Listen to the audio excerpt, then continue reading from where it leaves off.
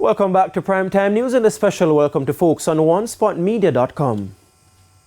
We begin this evening with a Primetime News follow-up. The National Environment and Planning Agency, NEPA, has revealed plans to enhance its intervention in the Rio Grande Valley. Residents have been lamenting the impact of poor fishing practices which continue to affect marine life. Speaking on Radio Jamaica's Beyond the Headlines on Friday, Director for Environmental Management and Conservation, Anthony Mackenzie, provided details about the way forward. Shamela Pullen reports.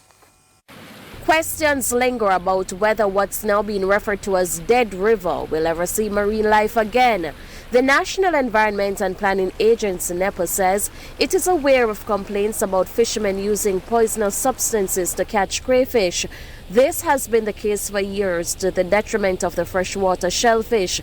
But here's the problem. We're investigating, but we don't have evidence on hand of the chemical that's used. This, according to Director for Environmental Management and Conservation, Anthony Mackenzie, although numerous tests have been done in the river. The water quality tests are showing the chemicals because, as I say, it's used spontaneously, and if we were to go and collect samples, it doesn't show up. Right?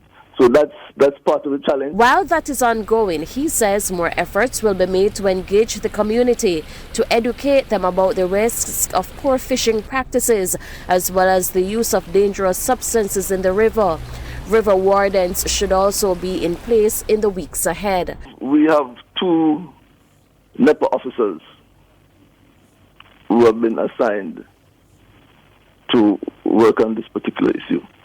But we're going to be hoping to get volunteers as river wardens in that area. Shamela Pullen, TVJ News.